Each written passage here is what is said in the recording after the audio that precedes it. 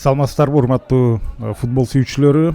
Бишкек шаарынын кышкы биринчилиги Анадолу Айла командаларынын ортосундагы беттеш орун алып жатат. 19 минутта мына старт алды. Бир нече көз ирме мурда азырынча эсеп сандары 0-0.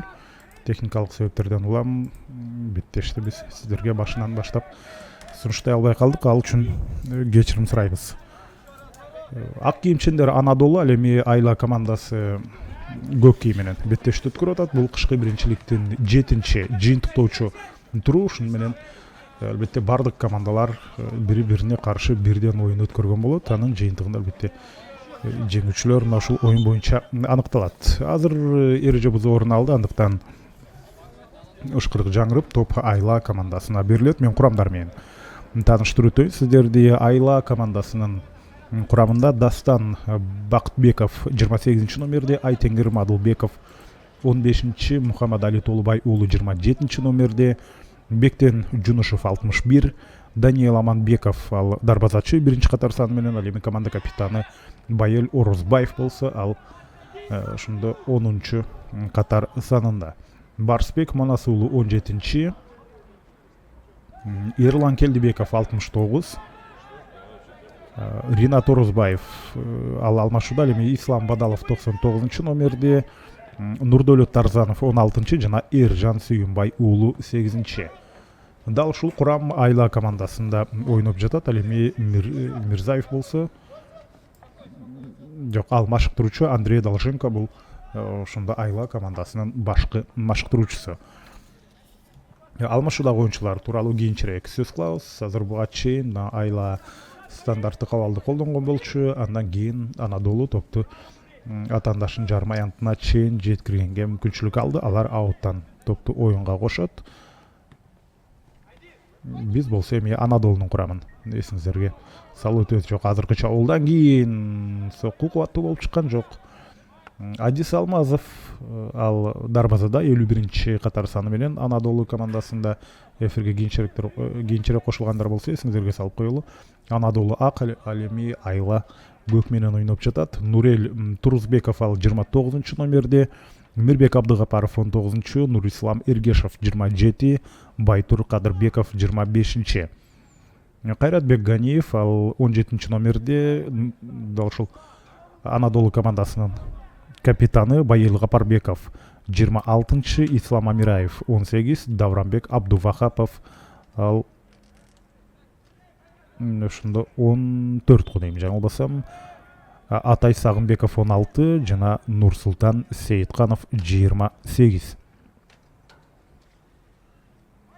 Якуб Маңсар бул Якуб Миңсар ал болсо ошол Анадолу командасынын башкы машыктыруучусу. Азыр болсо стандарттык абал Анадолу үчүн биз Анадолунун дээрлик бардык оюндарын түз эфирде сиздерге сунуштап келе жатабыз. Жакынкы бурчка азыр соккузатты.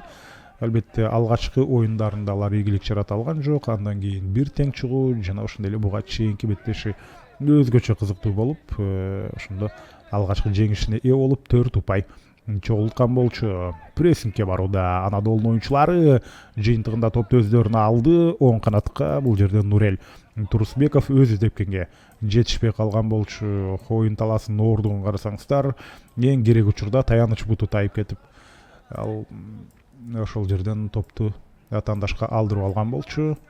Кар чындыгында калың жааган. Эми ошол Маевкадагы чемпион оюн талаасы бул жерде демек кызматкерлер жакшы сонун кылып тазалап койгон экен. Ал эми аянттын сыртын көрүп атасыздар.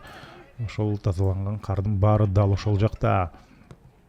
Оң канатка Айла командасы топту өткөрдү. Негизинен бош зона бар болчу.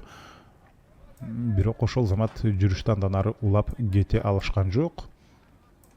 Кышкы биринчилик чыныгы ушул кышкы биринчиликке окшоп жатат деп айтсак болот. Азыр бош зонага кирди, дарбазачы чыкты, бирок ал жерде дарбазачыга караганда биринчи топко жеткен болчу негизинен. Албетте топту алып андан ары жүрүштү жасап бош дарбазага чыга алган жок. Бирок рикошеттен кийин кайрадан топ өзүнө тийип калган болчу. Сол канаттан кирип бара жаткан Анадолунун оюнчусуна анын жыйынтыгында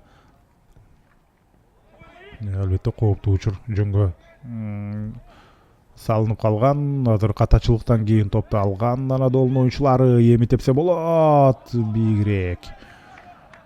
Бир нече оюнчу албетте анын жолун көзөмөлдөп коргоп бара жаткан болчу. Жана ошол жерде азыр Руслан Эргешов жаңылбасам ал соккузатты. Бирок бир аз бийигирээк жок. Руслан Эргешов ал бери жакта экен, Байтурго дейм. Байтур Кадырбеков мүмкүнчүлүктү колдонууга аракет жасап көрдү. Бутун түз коюп алгандай болду эле, бирок калсын ышкырыгы ал жерде жаңырган жок. Азыр болсо Айла жогорку темпти кармап атышат. Оюн талаасы оор экенине карабастан Айланын 10 номердеги оюнчусу Байел Орозбаев пас берген учурда Айланын капитаны ошол жерден ышкырык жаңырды. Менин оюмча ошол топту алып жаткан өнөктөшү оюндан сырт калган. Ошондуктан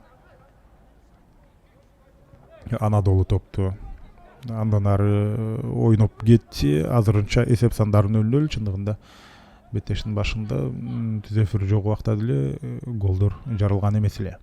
Азырынча 0-0. Командалар тең ата оюнду жүргүзүп атат. Эки тарапта тең чабуулдар бар, бирок Анадолу көбүрөөк соккузата баштады.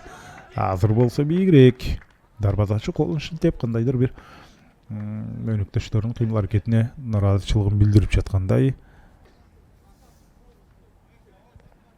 Азыркы мезгилде Бишкек шаарында аба ырайы -6 градус. Ошол -6 градуста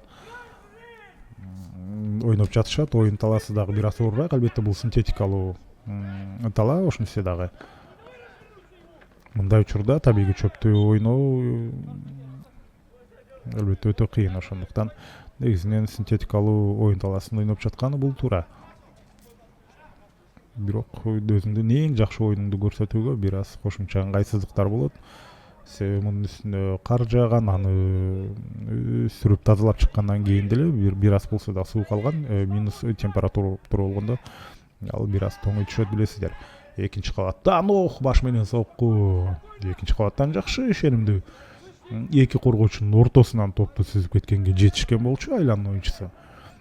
Ал эми Адис Алмазов азыр топту колуна алып турат. Анадолунун дарбазачысы ал жерде ишенимдүү топту өз карамагына алган болчу.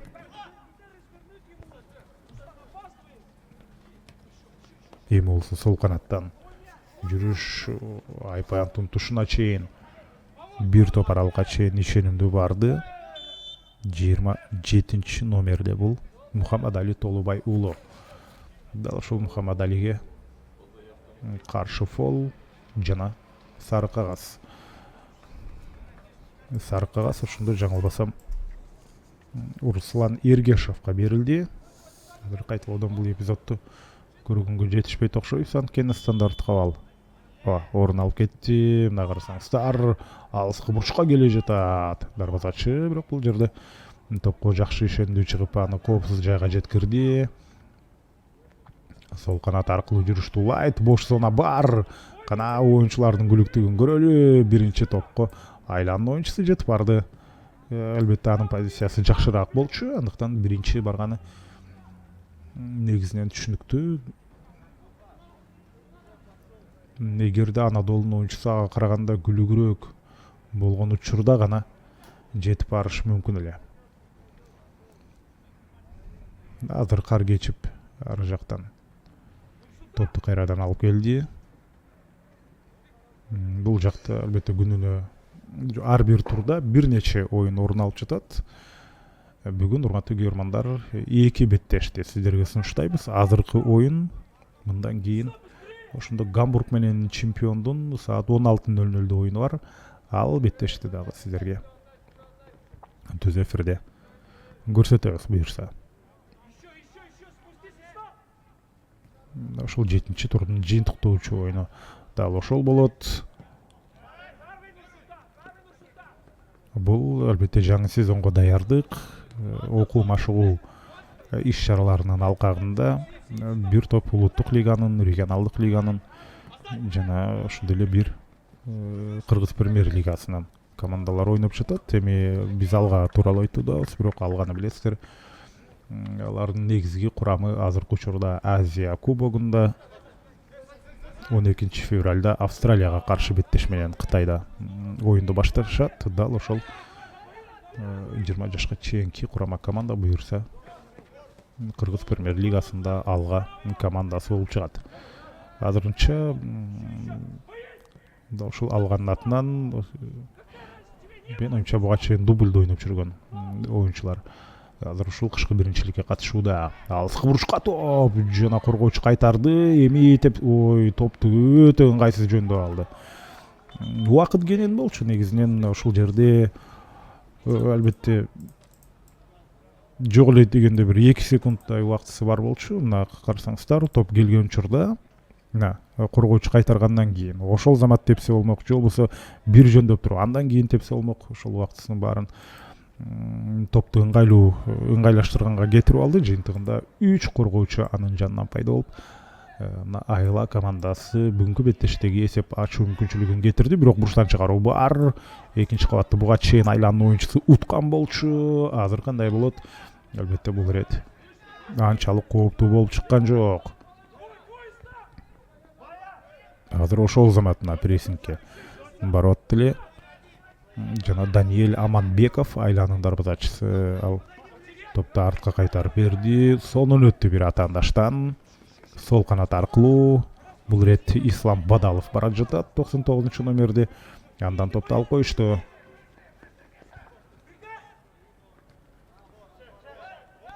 Коргонуудагы оюнчулар карасаңыздар канчалык ишенимдүү. Анадолу дайыма прессингке барып атат. Азырынча мындай одоно каталарды бир да жолу кетиришкен жок Айлан коргоочулары. Катачылыктар азыр көптүр болду, бирок албетте гол алып келе тургандай абал жаралган эмес. Сол канаттан кайрадан эле жүрүш орун алып бара жатат. Бул эми эреже бузуу болгондо да сары кагаз сыяктуу. Мына чөнтөгүнөн кагазын алып чыгып туруп Айланын оюнчусуна 17 номердеги оюнчусуна берди. Карасаңыздар азыр кайталоодон көрдүңүздөр бул эпизодду. Айланын 17 номердеги оюнчусу бул Барсбек Манас уулу. Эки тарапта тең оюнчулар бирден сары кагаз алышты буга чейин. Руслан Эргешев Анадолудан алган, азыр болсо Барсбек Манас уулу Айладан эскертүү алып турат. Дал ошол мына Барсбек Манас уулу сары кагаз алган оюнчу. Ал азыр ауттан топту оюнга кошту. Сонун пас. Колу менен мына ушундай сонун жеткирип берди. Бирок албетте аны сокку узатуу менен жыйынтыктай алган жок. Канчалык аракет кылганына карабастан Анадолунун дагы коргоочулары сапаттуу оюнду жүргүзүп жатат. Бирок Айланын чабуулу уланат аут аркылуу.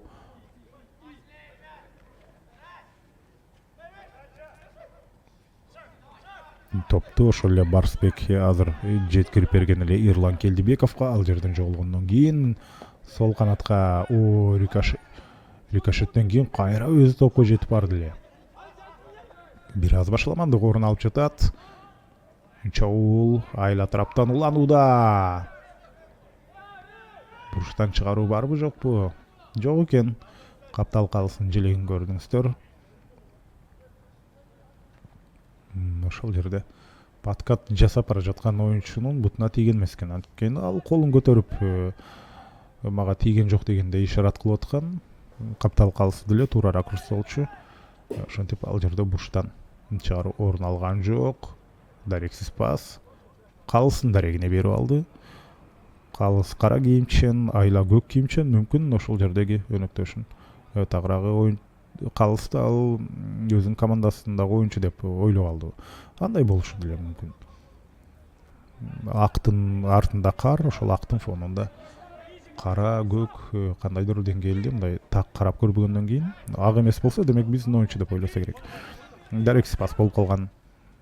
Анын жыйынтыгында Айланын жүрүшү сол канаттан Барсбек Манас уулу. Барсбекти карасаңыздар канча оюнчу курчап калган.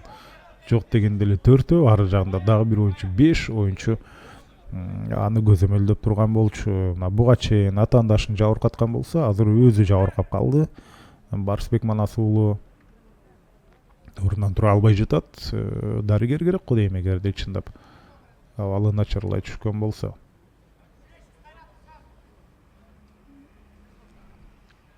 Калыс дарыгерди чакырган жок, демек бул жерде Барсбек Манас уулу андан баш тартты. Ага бир аз убакыт керек болгон экен өзүнө келип алыш үчүн. Ошентип азыр топтун жанында 10 номердеги бул Байел. Байелдин көтөрүп берүүсү. Жана Айла кайрадан топту өздөрүндө сактап калды. Ачык оюнчуга жетти. Барсбек аны карасаңыздар. Ышкырык жана пенальти. Дал ушул ышкырык жаңырган учурда Калыстын өзү горизонтто кадрда жок болчу. Пенальти. Биз эмне үчүн пенальти берилгендигин азыр көрөбүз. Мына карасаңыздар. Дал ошол жерде фолду 28 номердеги Нурсултан Сейитканов жасап алган. Барсбек өзү азыр топ тебет. Пенальтини ишке ашырат. Мына Калыс. Демек чийинден чыкпоо керектигин айтып өттүк. Бул эми стандарттык эреже, негизинен дарбазачылар билет.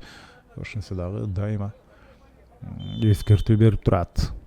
Барсбек Манас уулу Адис Алмазовго каршы жана ошентип Барсбек Манас уулу эсепти ачты. Айла командасы алдыга сурулуп чыкты. Барсбек Манас уулу азыркы учурда эң мына көзгө көп көрүнүп жаткан оюнчу. Мына дарбазачыны карама каршы тарапка секиртип туруп өзү абалды голго айлантып кетти. Барсбек сары кагаз алды. Барсбек пенальти иштеп тапты. Барсбек гол киргизди. Барсбек жабыркады. Азырынча мына алгачкы 35 мүнөттүн негизги каарманы Барсбек Манас уулу бүгүнкү беттештеги алгачкы голдун ээси болуп турат. Эми Анадолунун жооптуу чабуулун көрөлү десек, азырынча бир узун пас ошол замат кайрадан Айлага өтүп кетти. Анадолу кысым жасаганын токтоткон жок. Буга чейин деле беттештин башынан бери ошол прессингке баруусын улантып жатышат. Анын жыйынтыгында мына азыр топту алды. Ооба, бир аз маселе болсо дагы эң башкысы топту алып калды. Сол канаттын негизинен ачык болчу, бирок борбордук бөлүгү аркылуу улантууну туура көргөн экен. Сокку коргоочудан кайтты. Эмнегедир мүмкүнчүлүктү мындай ишемдүү пайдалангысы келген жок сыяктуу. 29 номер менен ойноп атат. Ушул жерде бир оюнчу протоколдо эмнегедир андай номерди мен байкаган жокмун. Азыр алыстан дарбазанын көздөй өтө жай. Албетте мындай абал Даниэль Аманбековго кандайдыр бир маселе жаратпайт. Баш менен топту кайтарды. Эми болсо азыр ауттан топ оюнга кошулат. Бул ошондо Нурсултан Сейитканов.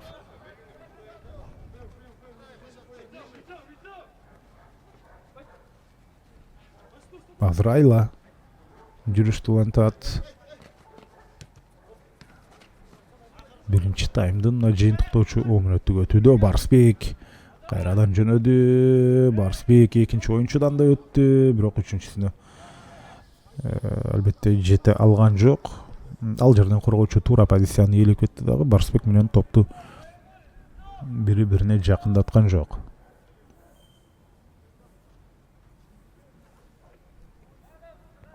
Буга чейин негизинен чейинки оюндарда Анадолу ушул экинчи таймдарда жакшыраак ойноп келген. Бүгүн да ошондой болобу, жандай болбойбу? Азырынча албетте ачык суроо. Алардын физикалык абалы өтө жакшы сыяктуу. Себеби буга чейин тең чыккан, ошол эле жеңишке жеткен оюндарын ага чейинки беттештерде деле ири эсеп менен артта бара жатып, андан кийин эсеп сандарын кыскартып, абалды жакшыртып кеткенге, аздыр көптүр жакшыртканга жетишкен болчу. Азыр мына оюн талаасынын алыскы тарабында калыс эки оюнчуну бири-бирине чакырып бул маселени чечип алгандай болду. Топ болсо Анадолуда, охо, Зидан Инфинити бир башкачараак жасалды жана топту жөндөгөндө алысыраак кетирип алды. Албетте мындай мүмкүнчүлүктөрдү максималдуу колдонгонго аракет жасашы керек.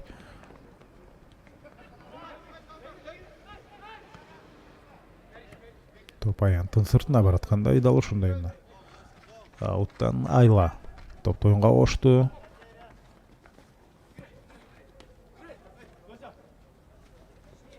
Топ кайсыл бир тарапта көпкө кармалбай жатат. Мына бир пас, эки пас, ону бутунун сырты менен. Мына эки пастан ашкан жок. Эми булардыкын көрөлү. Булардыкы деле эки пастан ашкан жок. Ошентип кайсыл бир тарапта топ көпкө кармалбай, уламдан улам топ жоготуулар менен беттеш уланууда.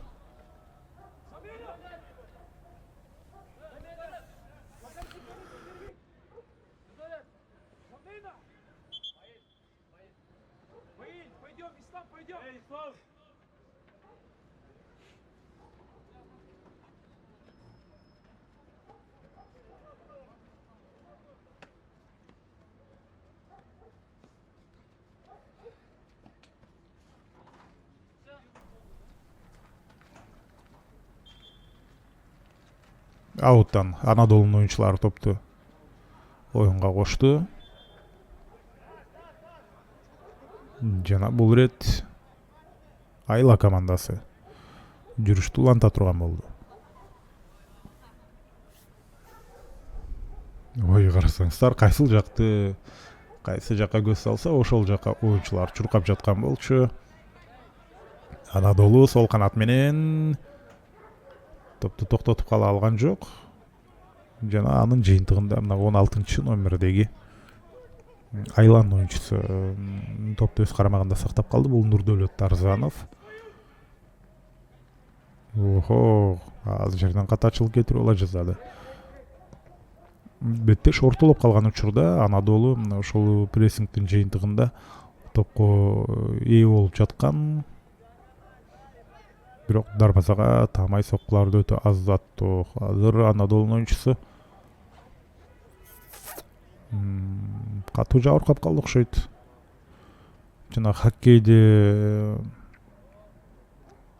бортко атаандашын сүзүп кетет, ошол сыяктуу барып туруп сүзгөн учурда Анадолу оюнчусу кардын үстүнө кулап калган болчу. Кар бир аз катып калган окшойт. Үстүнө чыкканда оюнчулардын буту ал жакка кирип кеткени байкалган жок.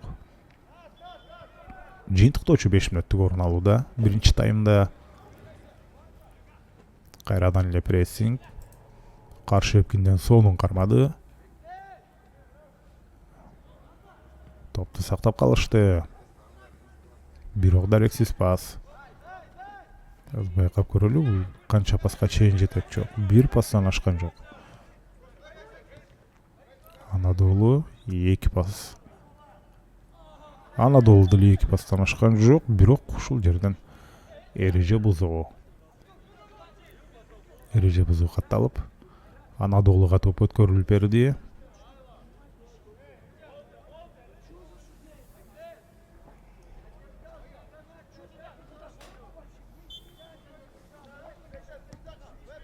Айпаянттын ичинде топ жүктөлдү. Экинчи кабаттан Айланын оюнчулары ишенди. Азыр болсо сокку коргоочудан кайтуу кимге тийди? Жана бул пас өтө жай. Ошондуктан Айла топту алган эле. Азыр кайрадан Анадолу. Жакшы пас, офсайд жок. Ачык оюнчулар бар. Бирок өзү жазгыр өтөм деп аны топту жоготуп алды. Дал ушул оюн талаасында өткөн жылы улуттук лиганын өтө көп оюндары орун алды. Улуттук лигада ойногон чемпион командасынын өз үйүндөгү оюн талаасы болуп эсептелет. Оң канаттан кандай сонун ылдамдык. Бирок эң керек учурда буту тайып, ошентип топту жоготуп алды. Айланын голуна азырынча Анадолу ошентип жооп бере элек. Аларга мүмкүн тыныгуу керек болуп аткандыр. Дал ушул Якуб Мингсар мүмкүн өзүнүн керектүү сөздөрүн Анадолу оюнчуларына тыныгуу учурунда айтат.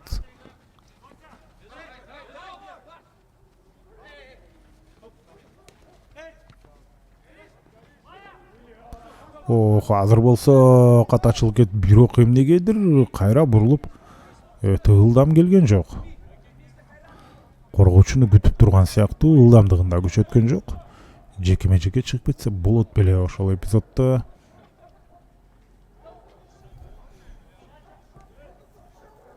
Азыр Анадолу экинчи кабатка жүктөбөстөн борбордук бөлүк аркылуу кирүүнү аракет кылып атышат. Сонун атаандашын алды, бирок кайра пас.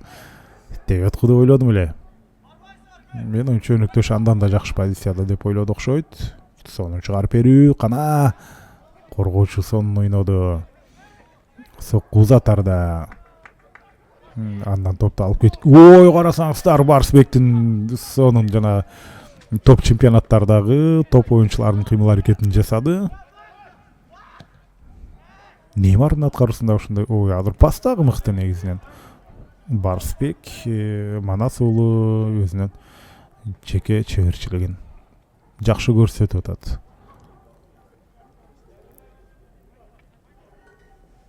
Кырк бешинчи минута орун алууда.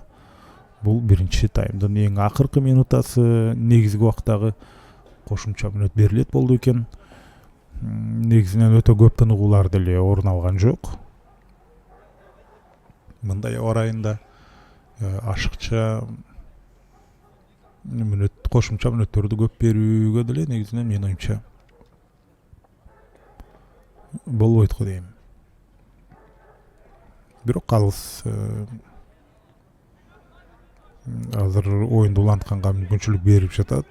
Ошондой эле биздин убакыт толук секундасына чейин дал келбей калышы мүмкүн. Ошол биринчи таймда биз бир аз кечирээк эфирге чыгып калган болчубуз. Ошондуктан калыстардын убактысы менен биздин убакытта айырма болушу да мүмкүн. Азыр Айла чабуулду улантып келе жатып, ушул жерден пасты жай берип алды. Аны карап турган Анадолу оюнчусу ошол жерден топту илип кеткен болчу. Пас бул жерде ишендүү эмес. 2-2 чыгып калышы ыктымал дедик. Бирок иш жүзүндө Айланын коргоочулары эч кандай маселесиз ошондо топту өз карамагына алып алган.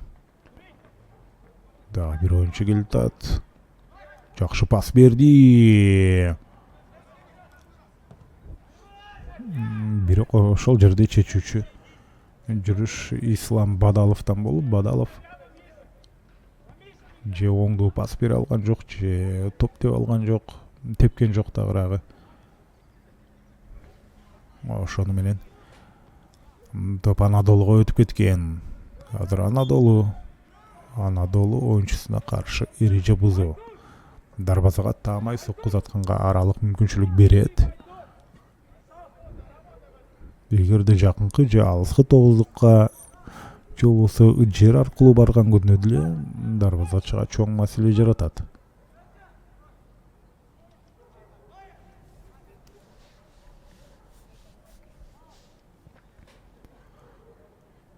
Алмашуу орун алып жаткан сыяктуу. Азыр байкап көрөбүз. Мен оюнча алмашуудагы оюнчулардын баарын айтканга жетишпейбиз го дейм. Топ бийигирээк кетти. Азыр биз ошондо кийинки экинчи таймдын башында бардык старт курамдагы жана алмашуудагы оюнчулардын баарын сиздерге тааныштырып чыгабыз.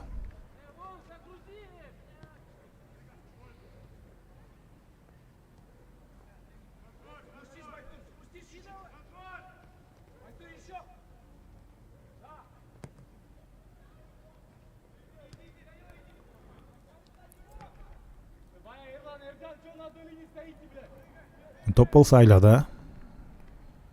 Акыркы коргоочулар аркылуу ойноп атышат. Анадолу болсо эми прессингке барарын алар билет, ага карабастан ошол жерде топту өздөрүндө сактап аткан болчу. Ишенимдүү ойноду. Ушул жерде Руслан Эргешов Айланын Анадолунун курамындагы жалгыз сары кагаз алган оюнчу азыркы мезгилде.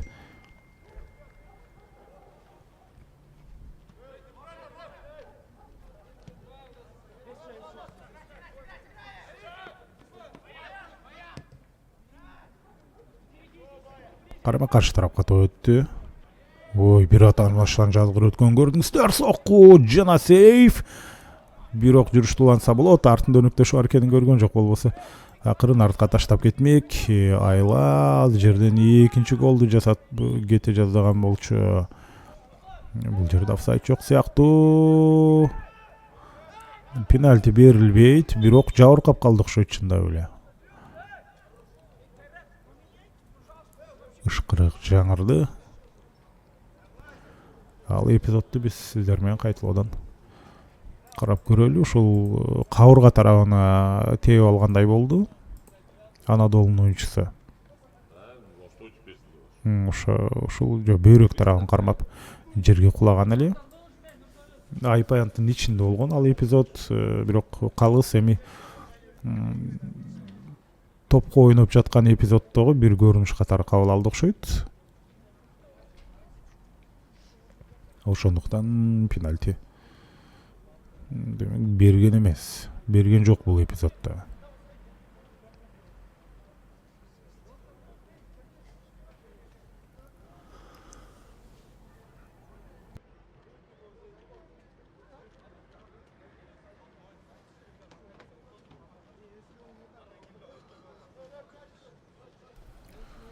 Ордунан турду, беттешти уланталат. Азыр фейрплей болушу керек. Топ кимде эле? Ошондо топ Айлада болчу экен. Айла кайрадан жүрүштү улантмак, бирок ушул жерден биринчи таймдын бүткөндүгү тууралуу ышкырык жаңырды.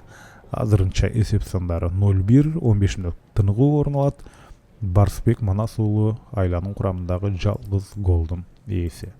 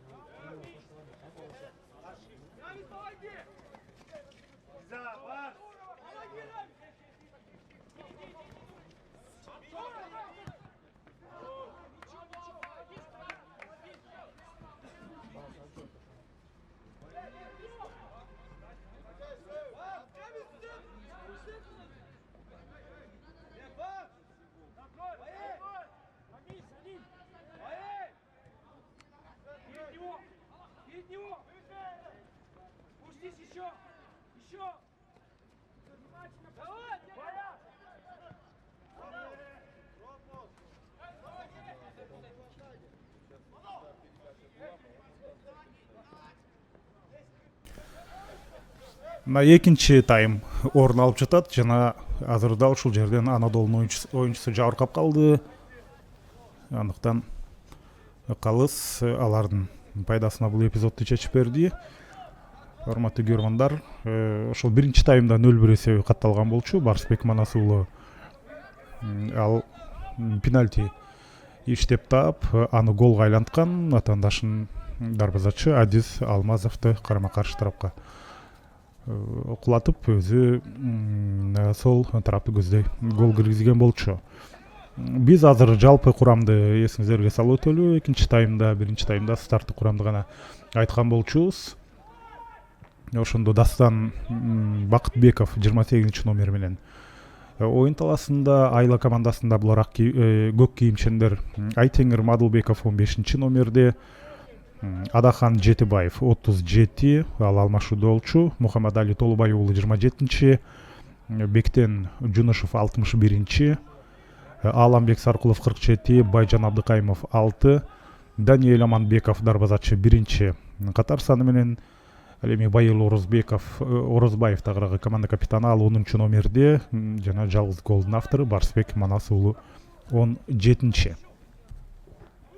Актилек Өмүркадыров 24, Андрей Долженко 13, Эрлан Келдибеков 69, Ислам Бадалов 99, Нурдөлөт Тарзанов 16 жана Эржан Сүйүнбай уулу 8. Айпаянттын ичине топ кирди. Жана дымагы кадимкидей күч апаратат, бирок азыр топту өзүнөн алысыраак жылдырып алды. Сонун жеткен болчу топко. Ошол жерде 21 номерде ойноп жаткан бул дал ушул Анадолу командасынын оюнчусу. Эгерде топту алысыраак кетирип албаганда сонун сокку узатуучу позицияга чыкмак. Ал Дамир Жапаров эле азыр айпанттын ичинде кайрадан, жана топ аянттын ичинде калды. Эми гана аны сыртка алып чыкканга жетишти. Биз Айланын оюнчуларын тааныштырып өттүк. Ал эми Андрей Долженко болсо бул команданын машыктыруучусу. Ошол эле мезгилде оюнчу катары дагы тизмеде бар. Оюнга чыгып калабы, чыкпай калабы байкап көрөбүз. Эгерде оюн таласына Андрей Долженко чыга турган болсо, ошондо ал биз сиздерге буга чейин айтып өттүк, 13 номер менен оюн таласына чыгышы ыктымал. Анадолунун курамы дарбазада Адис Алмасов демек ойноп жатат. 51 номерде Нурел Турусбеков 29. Ошондой эле Мирбек Абдыгапаров 19, Руслан Иргешев 27, Байтур Кадырбеков 25, Кайратбек Ганиев ал команда капитаны 17, Байел Гапарбеков 26. Ошондой эле Дамир Жапаров демек ал оюн таласына чыккан. Буга чейин көрдүңүздөр Дамир Жапаровдун ушул абалды курчтоо болгон аракетин. Ислам Амираев 18, Давранбек Абдувахапов 14, Асан Аманбаев ал 1 катар сан менен дарбазачы, бирок алмашууда болчу. Үсен Аманбаев 22, Атай Сагынбеков 16, Рамис Мелисов 24, Арафат Максатов менин оюнчу ал Матисаков 23 номерде. Ошондой эле Нурсултан Сейитканов 28, Алихан Ишембеков 30, Эмил Тажыбаев 12. Якуп Мингсар бул Анадолу командасынын башкы машыктыруучусу.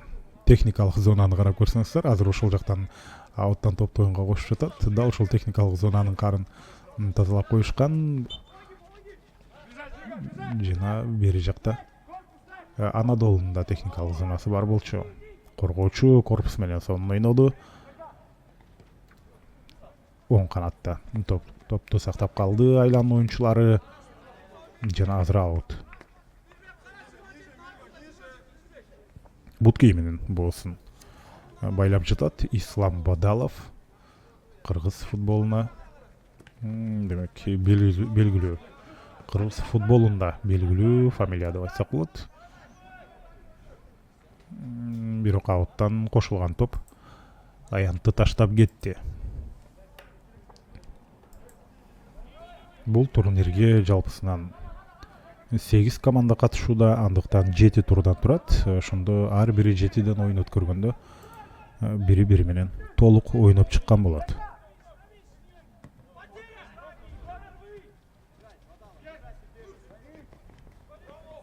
Азыр Айла чабуулда колуна топ тийип калгандай болду, бирок топ эми Анадолу болгондуктан аны токтотуунун кереги жок. Себеби Айланын оюнчусуна тийип калгандай болгон.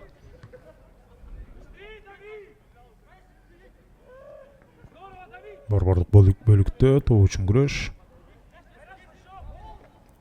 Кышкы биринчилик албетте эки жакта өтүп жатат. Бирөөсү дал ушул Маевкада азыр сиздерге түз эфирде берип жаткан, мындан сырткары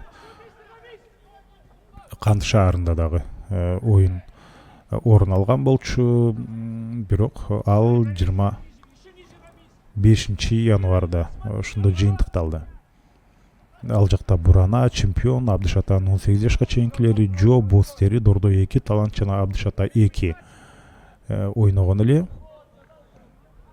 Ал эми мына Маевкада өтүп жаткан Бишкек шаарынын кышкы биринчилигинде ошондо Мурас Сити, Гамбург, Алга, Чемпион, Гереро, Акбарс жана Анадолу менен Айла.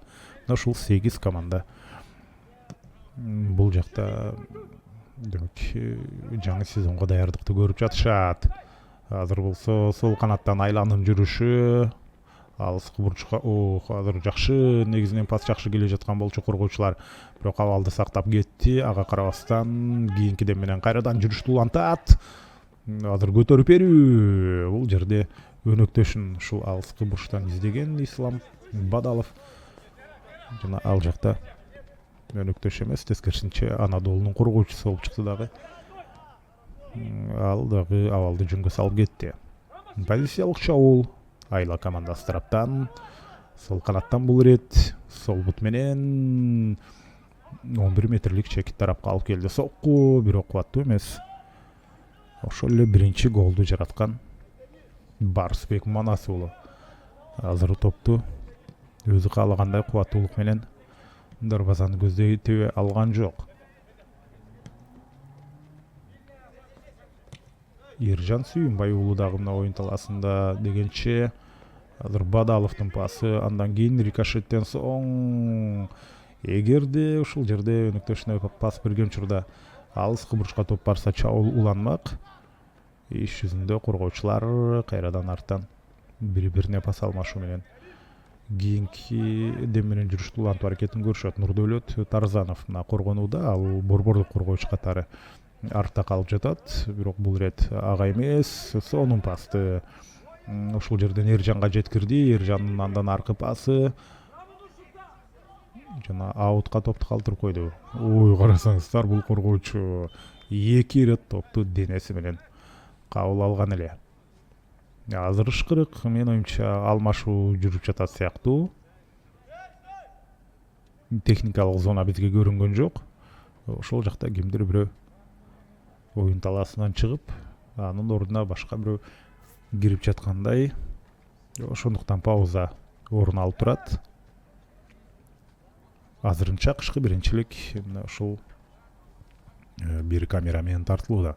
Ал эми Кыргыз премьер-лигасы быйылкы сезондо баардык оюндар көп камера менен тартылат.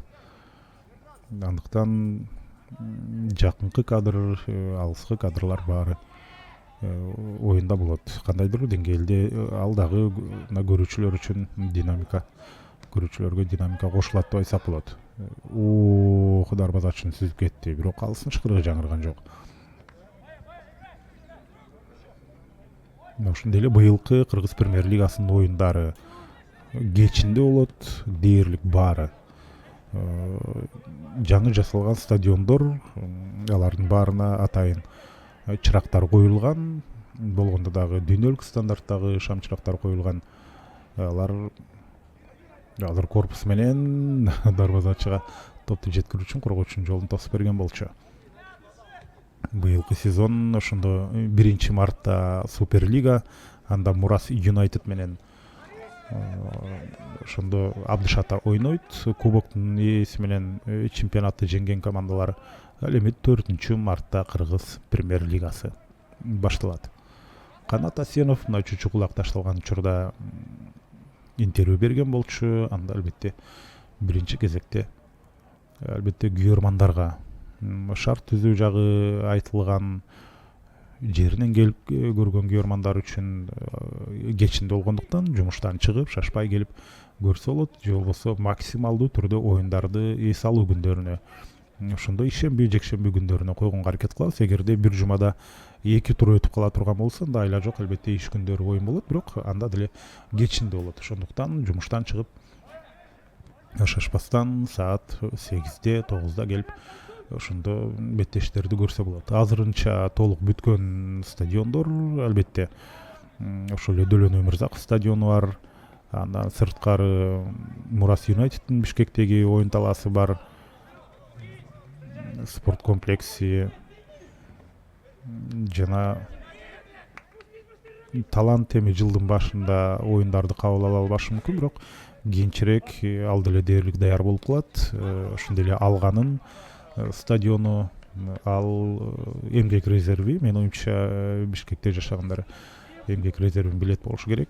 Дал ошол жака Алганын стадиону курулуп, негизинен трибуналары мен акыркы көргөндө дээрлик бүткөндөй болгон болчу. Ал эми жок, трибуналары бүтпөсө да оюн талаасы негизинен сонун болуп калган болчу. Менин оюмча быйылкы сезондун башынан баштап алар деле оюндарды кабыл алганга даяр болот. Кара Балтан стадиону дээрлик бүткөн, Нефчиники деле даяр болуп калды. Азыр бул жерде эреже бузуу, пикир келишпестик орун алып кете жаздады. 19-номердеги Мирбек Абдыгапаровго бул жерде Эржан Сүйүнбай уулу кыр көрсөтүп жаткандай болду. Калыс албетте бул эпизодду демек эпизодду карап өзүнүн чечимин чыгарган болчу. Албетте айланын пайдасына чечкен Эржан Сүйүнбай уулу.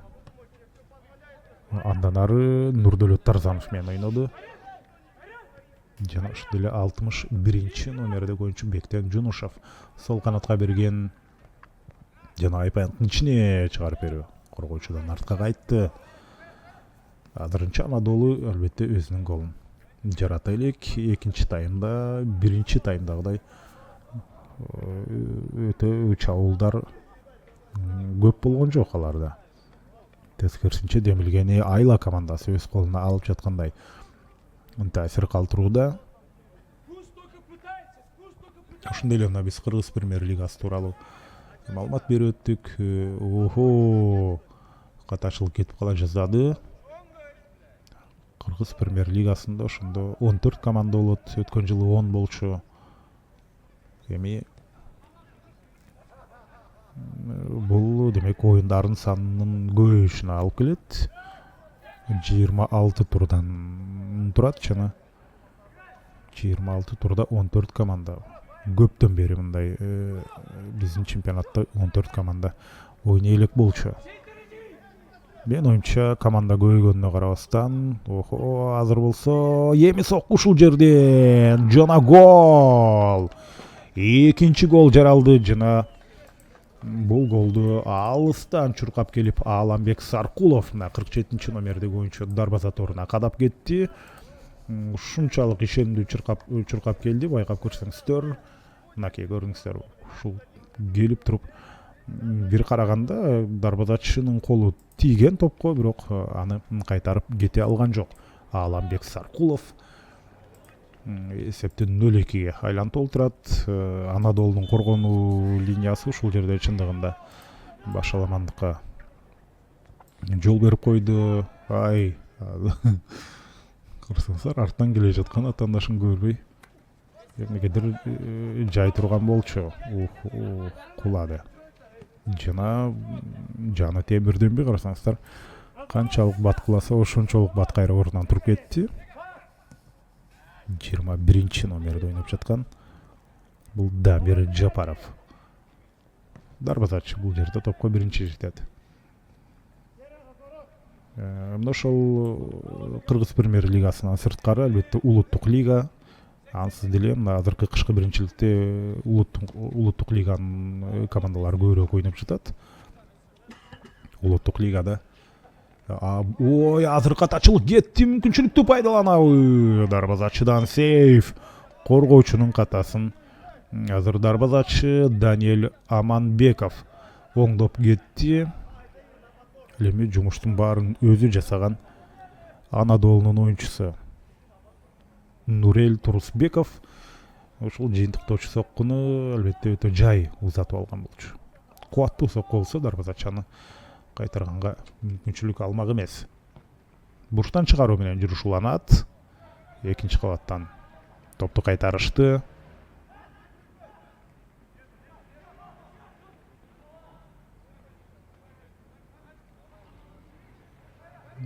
Жана да ушул оң тарапта топту Анадолу сактап турат. Ауттан кайрадан алар жүрүштү улантат.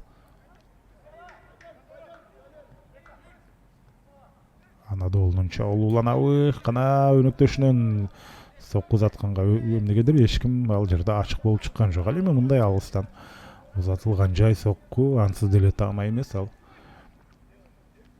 Маселе жараткан жок Даниэль Аманбеков үчүн. Даниэль Аманбеков бирок чындыгында жана сонун сейфчезада. Эсеп 1-2-ге айланып калмак эгерде ал ушул жакынкы бурчтан топту чыгарып кетпегенде. Улуттук лигада А зонасында 10, Б зонасында 10 команда, жалпысынан 20 команда болот деп айтылып жатат. Бирок азыр бул чабуулдан кийин ал тууралуу сөз кылалы. Ислам Бадалов азыр бул жактан жок, эреже бузуу жок. Эржан Сүйүнбай уулу жерге карасаңыздар. Демек ышкырбаса, буга чейин мага каршы эреже бузулганда калыс ышкырган жок. Демек орой ойносо болот экен дегендей. Бул демонстративдүү подкат болду азыр ушул жерде Эржан Сүйүнбай уулу тараптан.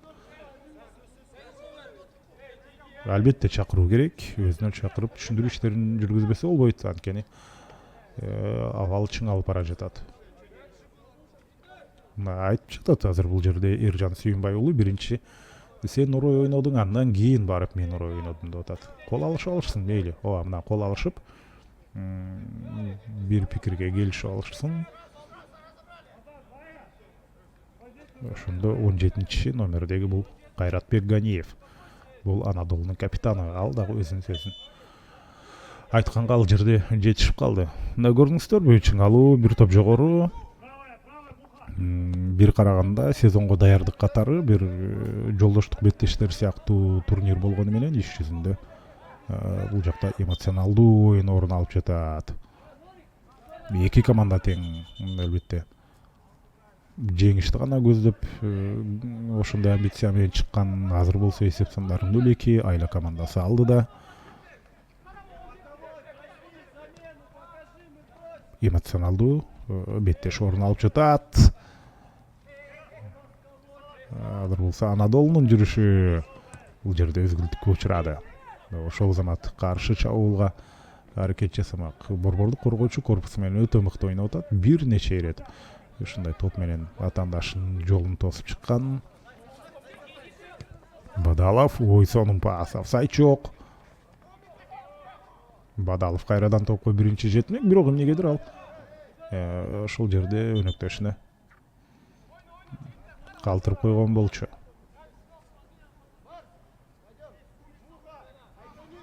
Ошондо биз азыр бул жерде 3 алмашууну көрөбүз. 6-чы, 24-чү жана 33-чү, жаңылбасам. 33-чү номердеги оюнчу азыр бул жакта номерин табуу эмнегедир протоколдо байкалган жок. 6-чы номерди байкайлы. 6-чы бул Байжан Абдыкайымов. Байжан Абдыкайымов оюн талаасына кирди. Жана аны менен чогуу 2 оюнчу. Ошентип 3 алмаштырууну Айла командасы ишке ашырды. Жалпысынан 2 тарапта тең. Ошондо А Б зонасында улуттук лигада 10 команда, 20 команда болот деген менен азырынча алар толук лицензия алып бүт элек. Же болбосо бир нече күн мурда алып бүт элек болчу. Талаптар өтө катаал. Ушул Кыргыз премьер лигасынын сунуштаган талаптарына толук жооп бериши керек. Ал жакта көптөгөн талаптар бар. алардын үйдөгү оюн талаасы, алардын дагы кандайдыр бир стандарттары бар. Кыргыз премьер лигасына талап андан да күчтүү, бирок Кыргыз премьер лигасындагылар баары аныкталды. 14 команда ойноору так даана билинген. Улуттук лиганыкы азырынча расмий маалыматы чыга элек. Бирок 10-дон 20 команда болот деген маалымат бар. Иш жүзүндө демек андай болбой калышы да ыктымал, себеби ушул талаптардын баарын аткара албай калса, кайсыл бир командаларга сезонго уруксат берилбей калышы ыктымал. Бул эми улуттук лиганын деңгээлин сактап калуу үчүн болгон уюштуруучулар тараптан аракет. Андай талаптар болушу керек. Кыргыз премьер лигасында мисалы үчүн легионерлерге оюн талаасында көбүрөөк болгонго мүмкүнчүлүк болду жаңы регламентте. Командалардын саны көбөйгөндөн кийин албетте оюнчулардын да саны көбөйүшү керек, атаандаштык. Болбосо лимитти сактап кала турган болсо, анда чемпионаттын деңгээли түшүп кетет. Муну албетте Кыргыз премьер лигасындагы, кыргыз футболундагы мыкты адистер, бул тармактагы адистер мыкты билет. Ошондуктан ал чечимди мисалы үчүн мен чындыгында колдойм. Ошол легионерлер келип, биздин оюнчулар кадимкидей табигый атаандаштыкты жеңип чыгып ойносо, ошондо биздин кыргызстандык футболчулардын деңгээли көтөрүлөт. Алыр болсо топко биринчи дарбазачы жетти. Эң акыркы көз ирмемде топко биринчи келип абалды сактап калды. Анадолу сонун пас кайра өзүнө берсе болмок, бирок топту жөндөгөндө бир аз маселе жаралып калды. Булар карасаңыздар канчалык баш оту менен оюнга кирип кетишти. Ден соолугун тобокелге салып ойноп жатканын дагы көрүүдөбүз. Мындай оюн талаасында мынчалык албетте айыгышкан тоо үчүн күрөштү жүргүзүү бир аз опурталдуураак.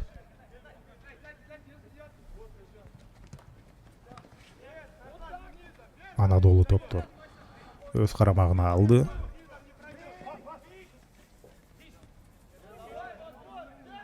Сол канаттан жүрүшүланат.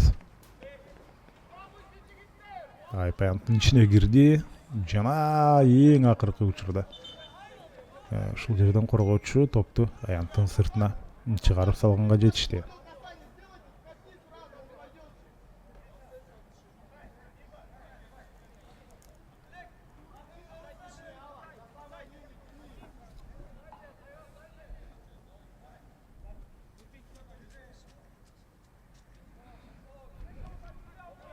Жакынкы бурушка топ жана ал ошол замат кайтты. Мен бир сыйра YouTube'дагы комментарийлерге дагы көз чаптырып койсом, матч башталды деп сураган экен. Мен оюмча ушул беттештин алгачкы мүнөттөрү түз эфирде көрсөтүлбөй калган болчу. Ошол учурда жазылган комментарий болушу керек. Илбирс эмне болду деп Семетей деген болсо керек. Бул жака Семетес деп жазылып калыптыр.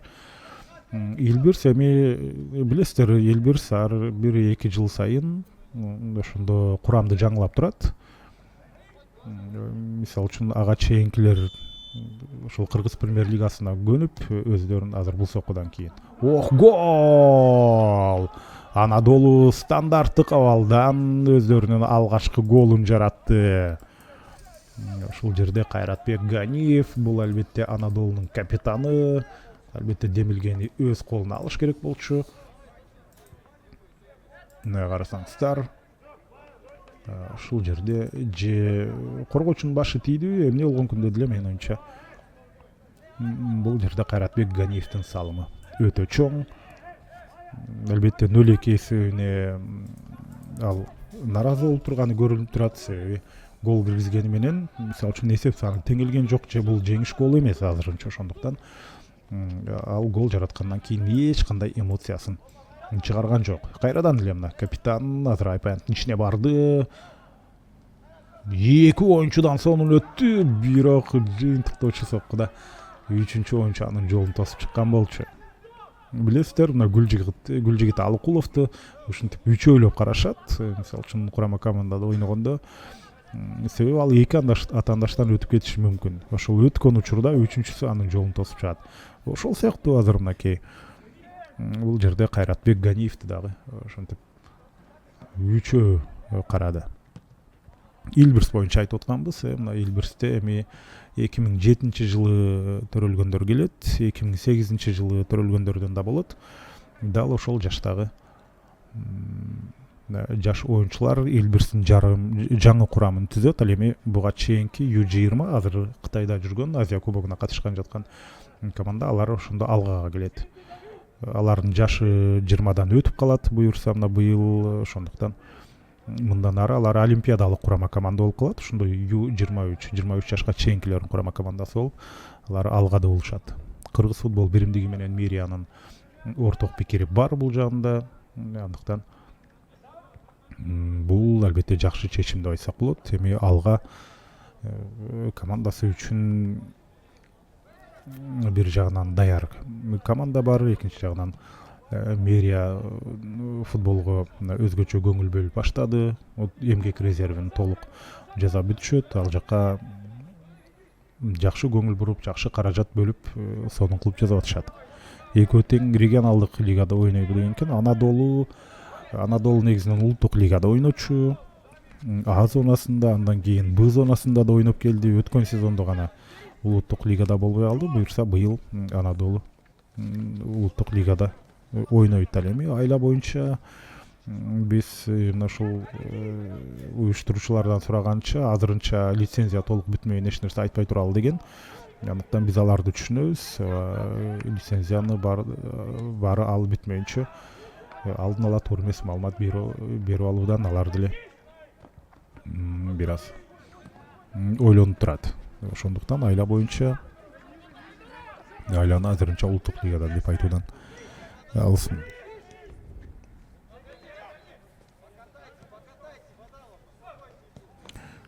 Улуттук лигада 12 же 14 клуб бул норма деп айткан экен. Жок, А зонасында мисалы үчүн 10 команда, алар бул жакшы жери албетте азыр сонун пас. Бадалов бара жатат. Бадалов топко жетти. Жана Бадалов азыр пас берди.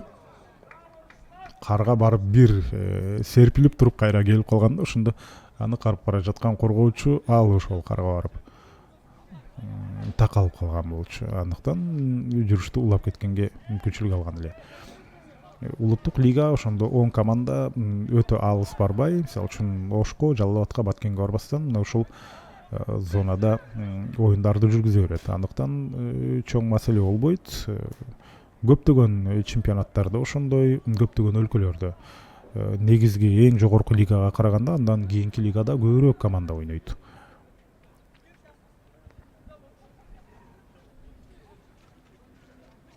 Түштүк Корея кей лигада 12 эле клуб, биринчи лигасында 14 же 16 акарат брат деген катталуучу. Сапат керек, сан эмес дейт. Ооба, сапат керек. Кыргыз премьер лигасындагы бул маселе негизинен чечилди, анткени көбүрөөк легионерлерге мүмкүнчүлүк берип атат. Ал ошондо менин пикиримче трансферлерди көрүп атабыз. Ошондо демек Кыргыз премьер лигасынын деңгээли көтөрүлүшү мүмкүн, түшпөйт го дейм. 3 алмашуу орун алып жатат. 30 номердеги Алихан Ишенбеков чыкты. 22-чи, 23-чү номердеги оюнчулар бул Үсөн Аманбаев, андан сырткары Арафат Матисаков, ушул 3 оюнчу азыр аянтка чыкты. Быйыл бирок мына Суперлигада бир аз деңгээл көтөрүлбөй калгандай болду. Командалардын саны көбөйгөндөн кийин Карат брат деген катталуучу мүмкүн ошого салыштырып дагы айтып жаткандыр. Эми улуттук лиганы байкап көрөбүз. Азырынча бул боюнча маалыматтар өтө аз болуп жатат. Сапат керек, сан эмес дегени негизинен албетте өтө туура.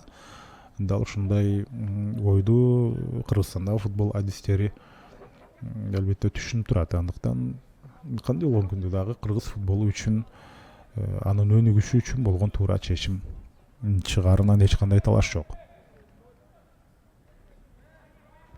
Нурбек деген катталуучу эмне оюн болуп жатат деп сураган экен. Бул кышкы биринчилик, азыр экинчи кабатта топ. Бишкек шаарынын кышкы биринчилиги. Урматтуу күйөрмандар, бул ошондо негизинен жыл сайын ушундай февраль айында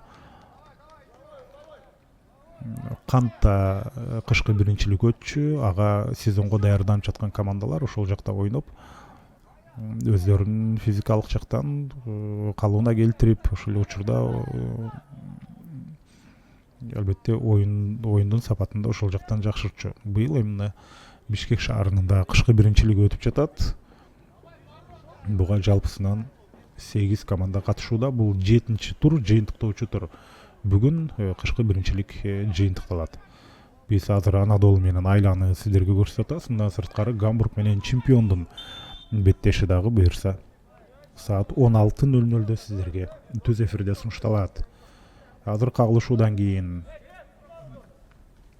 ошондо Айланын оюнчусу катуу жабыркап калды. Дарыгер барып өзүнүн көмөгүн көрсөтөт. Ал учурда кайталоодон көрөлү. Мына абадан келе жаткан топ болчу. Чыканагы менен ошондо артына кара куш мээсине тийип кетти, кайсыл жагына тийди.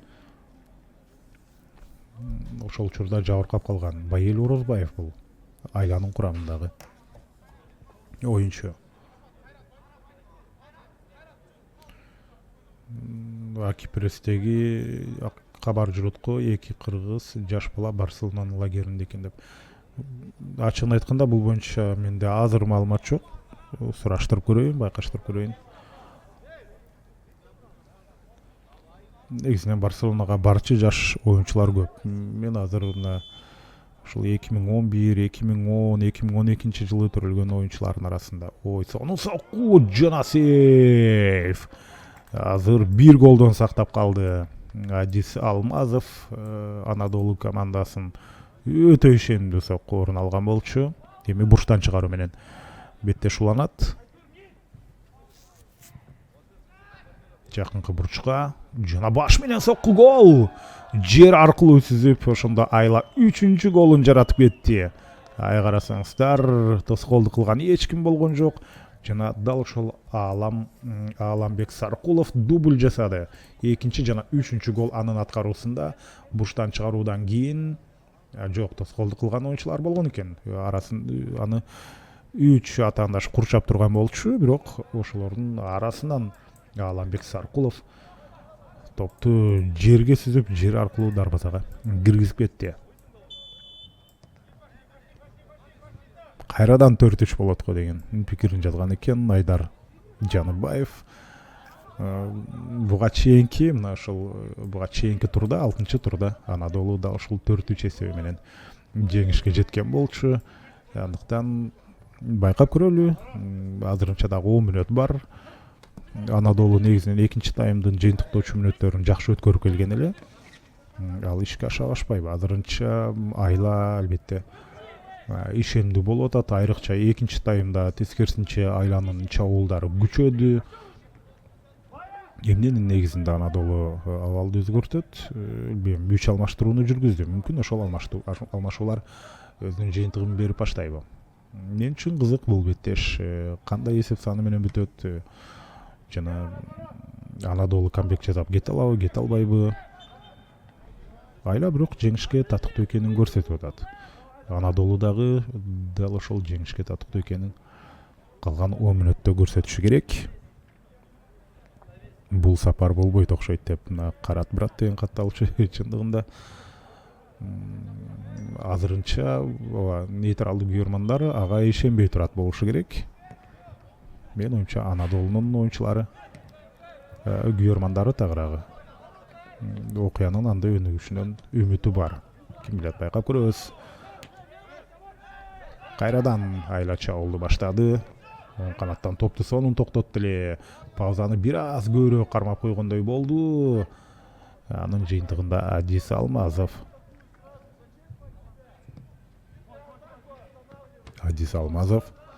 Эң акыркы атаандаштын коргоочусуна чейин топту жеткирип берген эле. Азыр сонун пас, бирок бир аз бийигирээк болсо, анда дал ушул оң канаттагы бош зона аркылуу чуркамак. Анадолунун алды тараптагы оюнчусу.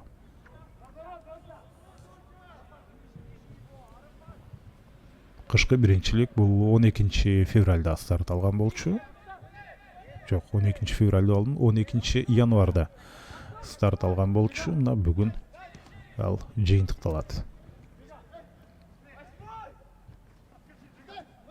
Ар бир 3 күн сайын бирден оюн болуп атты. Тагыраагы бирден тур өтүп атты. Ошол бир турда негизинен 4 оюн. Бирок башында мен оюмча алга кийинчерээк кошулду. Башында 3төн оюн болуп аткан. Ошентип 12 январда башталып, мына бүгүн ал жыйынтыкталган жатат. 2 февралда бүтүшү керек эле. Аба ырайына байланыштуу дал ушул учурга калып калды. Себеби өткөн жумада ушул калың кар жаап, андыктан бир тур өтпөй калган. Ошондуктан төртүнө жылып кеткен эле. Азыр болсо айланын чогулу алыскы бурчка баш менен, жок, ошо баш менен соккузатканга чыгарды. Кайрадан ал жакта ушул Аламбек Саркулов бар болчу. Аламбек Саркулов старттык курамда чыккан жок. Ал кийин алмашууга чыкты дагы дубль жасады. Аламбек Саркулов бүгүнкү оюнда өзүн жакшы жагынан көрсөтүп жатат. Урматтуу Нурбек мырза, бул кышкы биринчиликте эч кандай оюнчуларга чек жок. Кадимкидей эле командалар сезонго даярданып, бул турнирге катышып жатышат. Бул Маевкада болуп жатат. Ошол жаш гвардиядан ылдый кеткен жол менен ошол жактагы Баят Маевка деген мен оюмча Бишкекте жашагандар билет болуш керек. Дал ошол жерде мына чемпион клубунун стадиону бар. Улуттук лигада ойноп жүргөн. Өткөн жылы курулду жана мен оюмча Азия Голдун дагы бул жака тиешеси бар. Өткөн жылы ушул жерде улуттук лиганын бир топ оюндары өткөн болчу. Оюн талаасы синтетикалуу, ошондуктан кышында болбосун, жайында болбосун, албетте бул жакта оюндарды өткөрсө болот. Кыргыз премьер лигасындагылар албетте синтетикалуу оюн талаасына көп басым жасабайт, макул эмес, бирок улуттук лигада албетте ушундай оюн талаанын болгону бул өтө жакшы.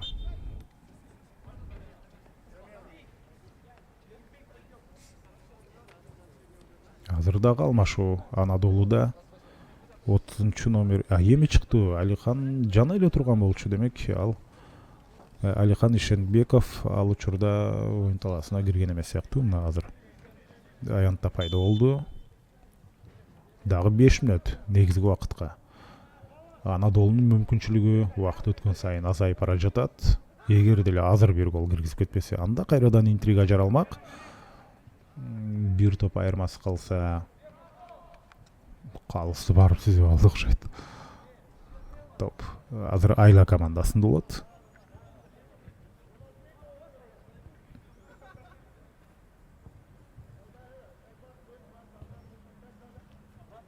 Герор алга эмне болду дейт. Ал боюнча да маалымат жок болуп атат. Эмнегедир ачык булактар ушул оюндардын жыйынтыктарын эч жака чыгарган жок. Биз түз эфирде көрсөтпөгөн оюндардын жыйынтыктарын биз да билбей калып жатабыз.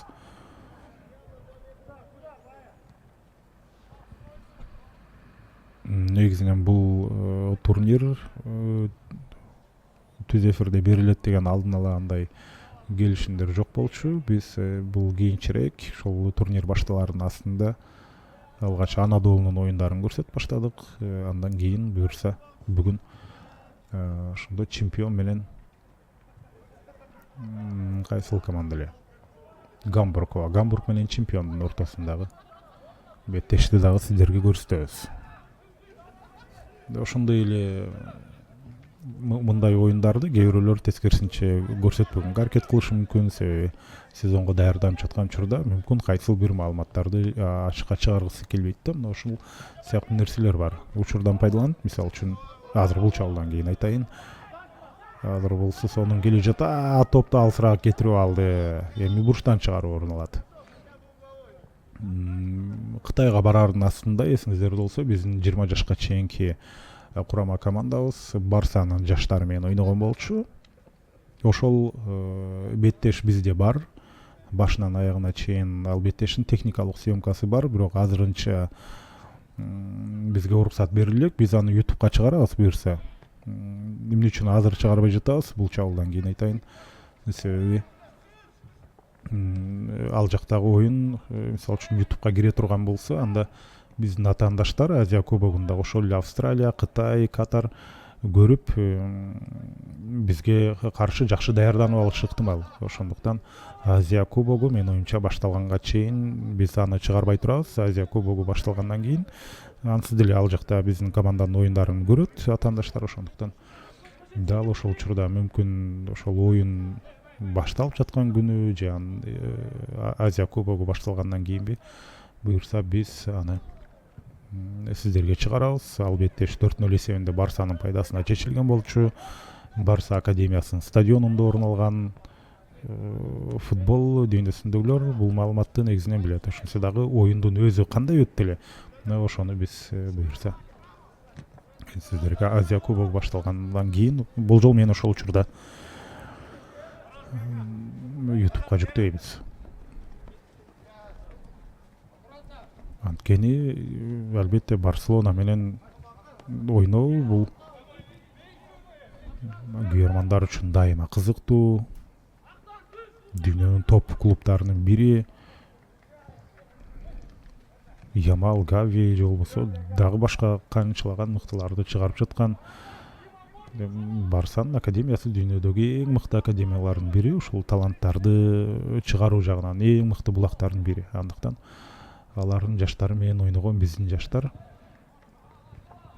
кантип беттеш өткөргөнүн көрүү менин оюмча кызык болуш керек.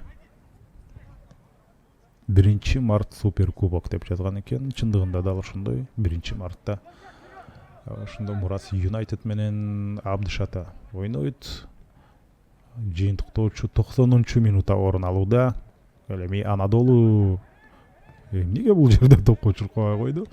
Атандашка өттү деп ойлоду окшойт. Же жеңилүүгө моюнсундуу. Финалдык ышкырыкка чейин эч качан багынып бербөө керек. Англия менен Франциянын беттеши кимдин эсинде? Ошол учурда Зидан дубль жасаган болчу. Кошумча 3 мүнөт берилип, ошондо 90-минутта соңуна чыккан учурда 1-0 менен Англия алды болчу. 3 мүнөт кошуп берсе, Зидан ошондо 2 гол киргизип салган. Жана 2-1 Англияны утуп алган. Ошондуктан 2 топ албетте 90-мүнөттөн кийин деле жаралышы ыктымал. Андыктан эмне үчүн айтып атам? Анадолу жеңилүүгө моюнсунуп бербестен финалдык ышкырыкка чейин ойношу керек. Азыр топко биринчи дарбазачы жетти. Жана финалдык ышкырык мүнөттөр кошулган жок. 1-3 менен ошондо кышкы биринчиликтин 7-турундагы Анадолу Айла беттеши бүттү. Айла командасын жеңиши менен куттуктайбыз. Татыктуу жеңиш болду.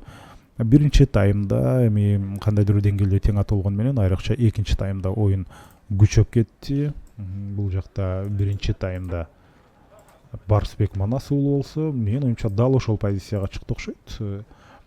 Аламбек Саркулов ал дубль жасады. Дал ушул эки оюнчу бүгүнкү беттештин тагдырын чечкендей болду. Биз болсо убактылуу сиздер менен коштошобуз. 16:00 саат 4-тө ошондой Бишкек убактысы боюнча Гамбург менен чемпиондун беттеши бар. Ошол оюнду түз эфирде сиздерге сунуштайбыз. Мен сиздер менен коштошоюн. Кызматыңыздарда Эркин Абдуллаев болдум. Саламатта калыңыздар.